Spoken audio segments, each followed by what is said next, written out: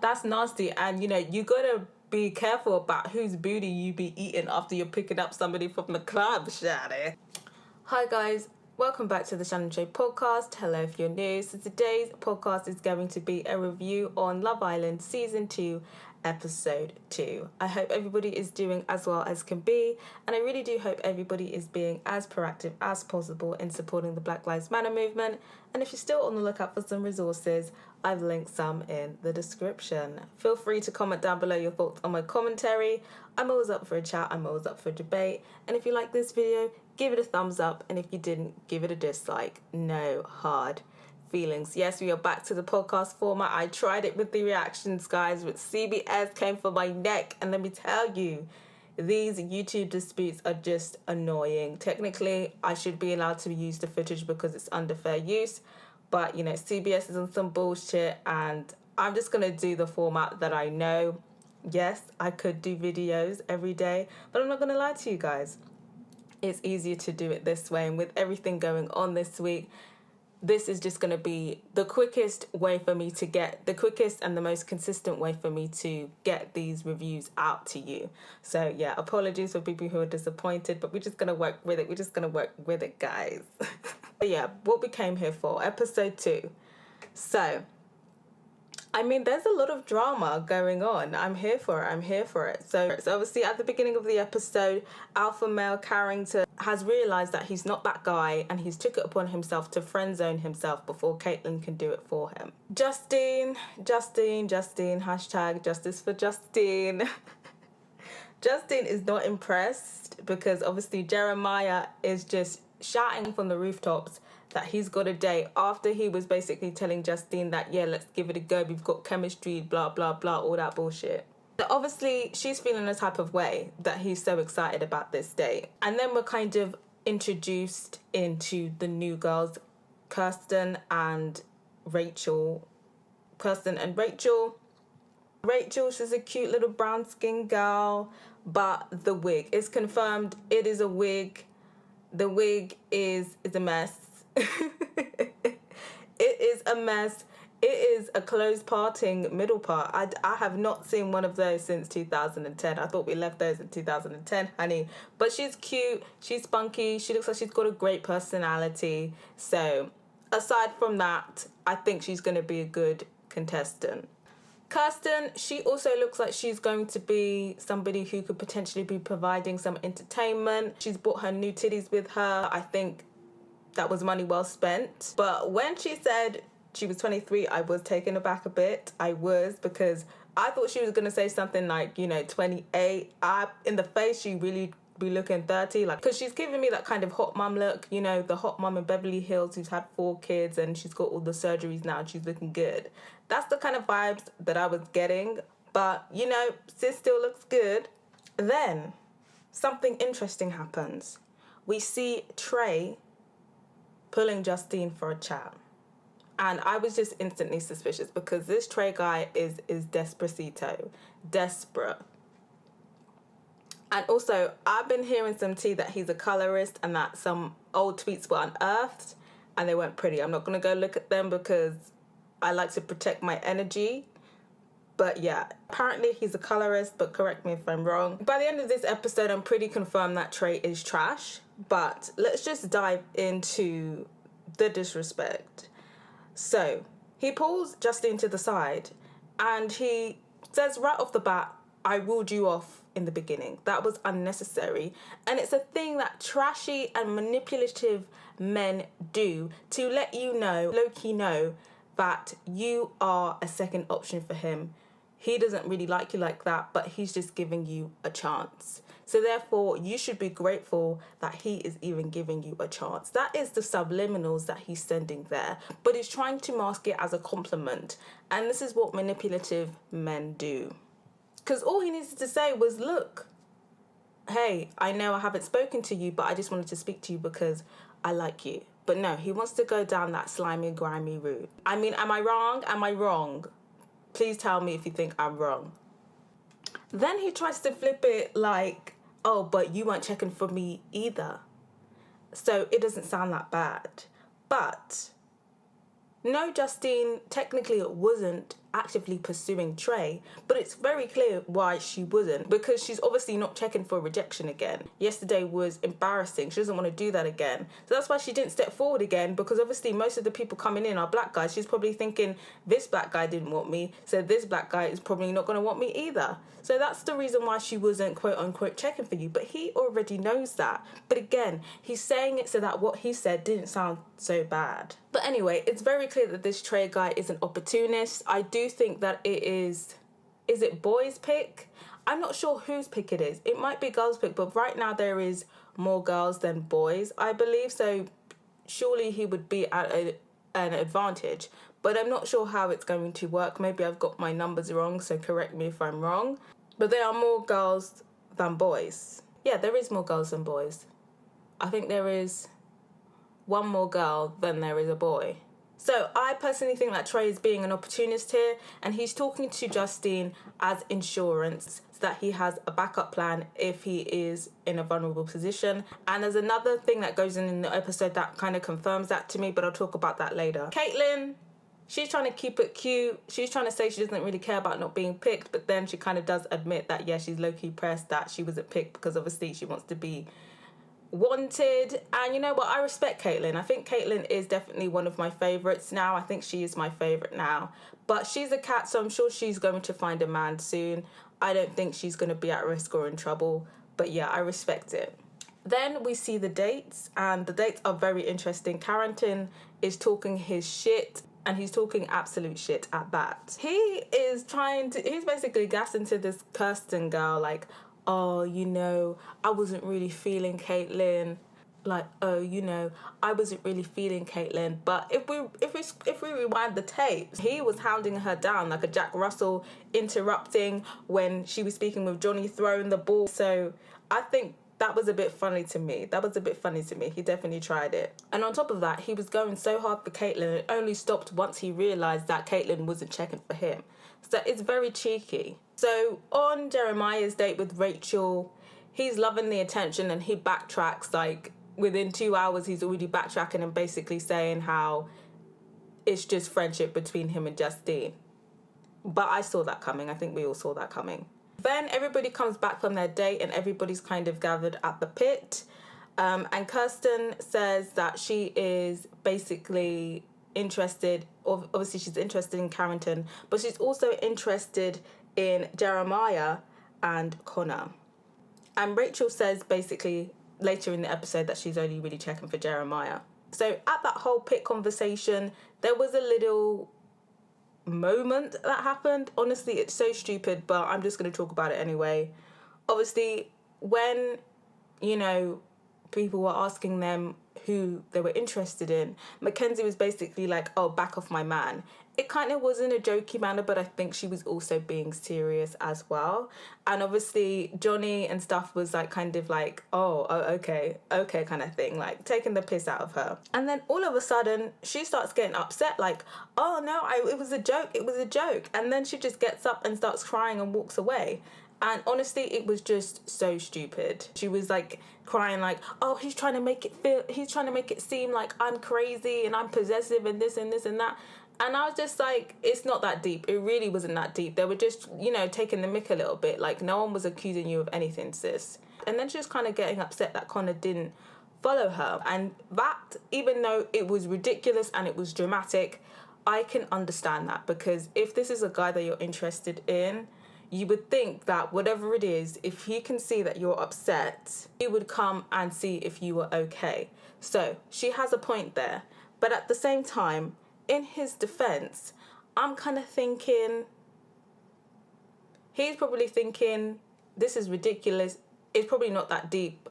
Maybe he didn't even see that she was upset, because obviously she only really started crying when her back was turned. But I kind of feel like you could tell that she was upset and she was storming off. But also at the same time, Mackenzie, I don't know what you're expecting from Mr. I prefer the woman to come to me. I don't really know what you're expecting from him, sis. I mean, he's already told you who he is. So eventually they discuss it. Mackenzie basically said she was upset that he didn't come up to her and see if she was okay. he apologizes, and then he's basically saying, oh, in order for me to care for a girl, it takes time. And I'm just like, this person is a joke. This guy is an absolute joke. So it takes time for you to realize that someone is upset, so you need to go up to them and see if they're okay. Girl. Sorry, this is bottom barrel behavior. This is an absolute low value man, and she needs to drop him. Like, what is this? What is this?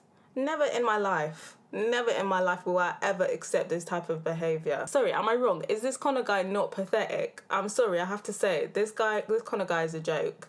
Mackenzie just needs to drop him. Anyway, so obviously new girls have come in, so Johnny has taken it upon himself to reassure Sally that he only has eyes for her at the moment and that he's not checking for these new girls. Which is interesting. Obviously, I don't trust anything that these men be saying. I mean, this show, you really can't be trusting any of these men. These men will seem like the nicest men ever, and then they'll show their true colours. So we'll have to see the material. But from what I've seen, Johnny does seem like a respectable man. So I'll take him at his word for now. But what do you guys? Do you think Johnny's a good guy, or you're not too sure yet? Then we have the first challenge, and we learned some interesting things about the contestants. So I'm just going to say the juiciest things. I'm not going to bother with the boring stuff. So what we learned from the boys is that one of them slept with a woman more than twice their age. And instantly, I did think Carrington. I just feel like he's a bit of a weirdo, and he'd probably have a bit of a power trip from that. And it was him. And I'm just kind of thinking, so he's 23. I mean, 23. I mean, I think the general age of consent in America is 18. But who knows when they be starting, shawty. I mean, here in the UK it's 16. So let's just say, even if this happened this year, that means more than twice. That is more than twice his age. So that is what, 60, and over 60 as well. So, I mean, each to their own. I mean, there definitely is, attraction doesn't have an age limit, so each to their own. But it's very interesting information. So, one of these boys also fucked one of his boys' girlfriends just to see if he could do it. And my first guess was Trey, because he just seems like such a sleaze. And would you know, it was Trey. And the reason why I just know that this guy is absolute trash is that when the question was asked, he was all like, oh, I wonder who it is. I wonder who the Judas is. Absolute trash. I mean, the cheek of him. He is just a grimy dude. I think he's going to be the villain. But I'm not going to lie to you guys. We do kind of need that grimy trash guy in these shows to make it entertaining. But yeah, definitely everybody needs to run. Nobody needs to be checking for this guy. An interesting development was Rachel clearly took this challenge opportunity to kiss Jeremiah. Justine was not impressed. She was a bit taken aback because it was a bit of a passionate kiss. It did look like a nice kiss. And she was kind of just like, oh, okay. We doing that. We ain't going to keep it to a nice peck. Okay, sis? Okay. So then obviously Justine took the opportunity to kiss Jeremiah, and she kissed him with the passion to let him know, yeah, pick me. So there was another interesting fact that one of the guys kissed a girl in front of her boyfriend. And I kind of suspected that it was Johnny because he was talking all of that, if you don't treat your girlfriend right, I'm going to. And I think he has that kind of bold energy. So obviously it was him, but I kind of thought it was him. But yeah, that is very bold. And especially because he's like bulked up as well. So, the boyfriend can't fight back, you know what I mean? And I didn't think it was Trey because I just feel like Trey is a slimy, grimy guy, and he would do that behind someone's back instead of in front of them. There's also a moment where Kirsten kisses James, and you could see that Moira is visibly irritated by it, which is interesting.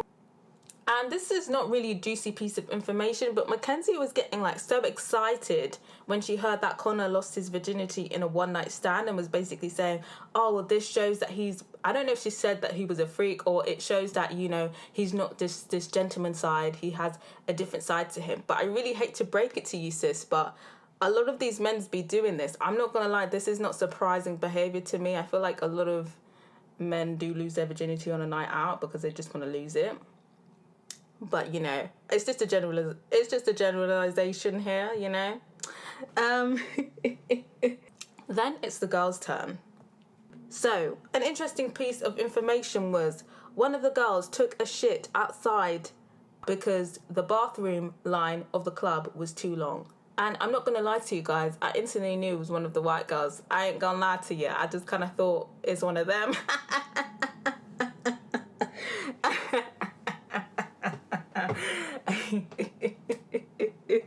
And I did think it was Moira because I was like, she looks like one of them girls, shawty. And yes, it was her dirty ass. And then she also said that she went back into the club after she took the plump.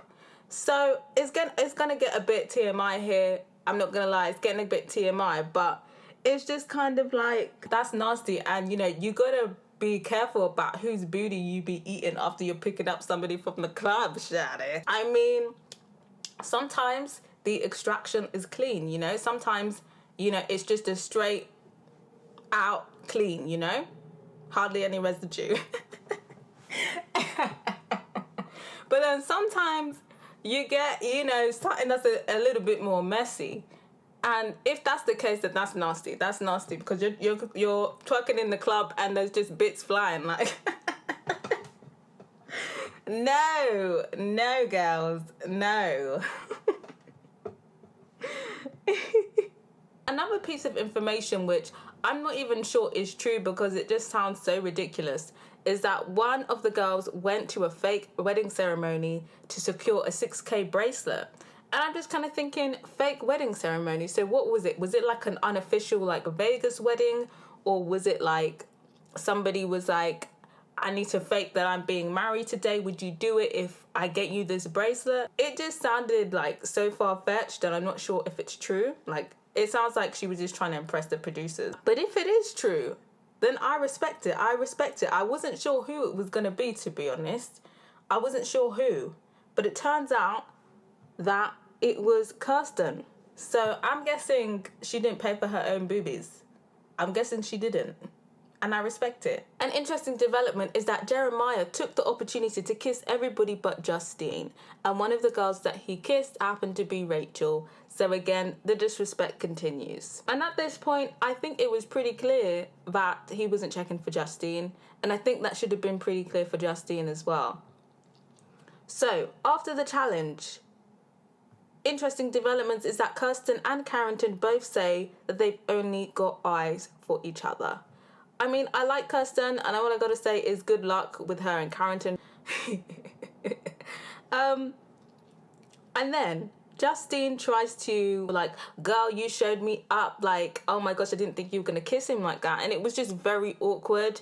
And it just kind of screamed insecurity to me, because for me, I would have just left it, because now you're kind of letting her know that you're watching her movements. And Rachel even kind of seemed like, oh sis, like, why did you have to bring it up? Like, you're making things awkward than it needs to be. And I was just like, Justine, I really do want better for you, girl, because you're looking a bit desperate out here. So, interestingly, because Jeremiah just doesn't seem to have a brain, Johnny tells Jeremiah that he needs to talk to Justine out of respect. And I don't think he probably would have if Johnny hadn't pushed him to, because it kind of just seems like he's just living in his own world where he's just chatting shit to everybody and trying to just make himself look good, but not really thinking about his actions. So, yeah. I mean, no surprises here. Jeremiah says that he wants to be with Rachel now. And he talks to Justine, and he basically friend zones her again. Justine is pressed, which I understand, but she's kind of just like, oh, so was he thinking like we were just friends this whole time? Like, was he stringing me along? But honestly, sis, I think that is on you. I just feel like it was kind of obvious. And the fact that she kind of thought that he was being serious is concerning to me, considering that she is 27. So I just kind of thinking, like, sis, how can you be that naive? I want better for you, sis. I want better for you. So then Celie talks to Justine, and I don't rate Celie for this, but Celie gives her the bad advice of basically seeing what Trey is saying and basically saying, you know, yes, he's got a problematic past, but just see what he's saying. And that was bad advice. Because, like I said, Trey is basically trash. So obviously Justine goes and speaks to Trey, and I was just kind of like, obviously Justine speaks to Trey, and it's just the same old bullshit. Like, he keeps slyly doing stuff, like slyly downgrading her and saying, oh, like, I feel like he basically said that she's not the most physically attractive, but she's got the best personality. And don't get me wrong, looks aren't everything. But when you're telling a girl who you're trying to move to, yeah, you might not have the best looks, but your personality is banging, so I want to be with you. It's just, I mean, it's not ideal, is it? You don't really want to hear, oh my gosh, you're not the best looking girl, but your personality is banging. No, you want to hear both. So for me, it sounds like manipulation. He's playing on her insecurities. He knows that she is kind of desperate out here, and she just wants to be in a couple with someone, so she'll latch onto anyone and anything. And he's taking advantage of that because he knows he can pull this shit with Justine. He knows he couldn't pull that shit with Caitlyn because Caitlyn is sharp, but he knows he can pull it with Justine because Justine fits the prototype of his victims that he likes to play with. So I just feel like Justine should stay away from him. I feel like Trey is trash. But what do you guys think? Do you feel like maybe I'm being a bit too harsh on Trey and I shouldn't be judging him? Or what do you think? Because for me, from the behaviour that I have seen, he's going to be the playboy, the villain of this season. Later in the episode, we do see a cringy conversation with Connor and Mackenzie. I don't know. It just seems really weird to me.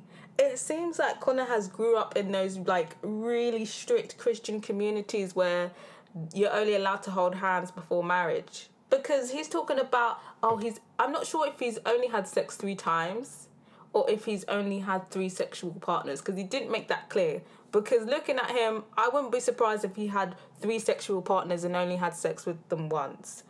That wouldn't surprise me.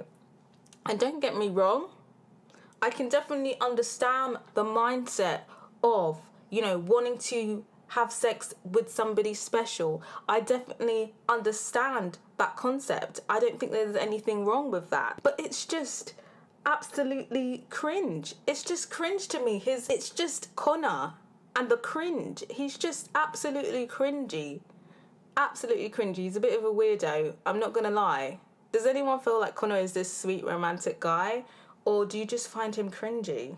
Because even when Mackenzie was saying, like, you know, she you know, once they're committed, she wants to have sex all the time, it kind of felt like he wasn't really feeling it. And don't get me wrong, you know, not all men out here have high sex drives. But I don't know.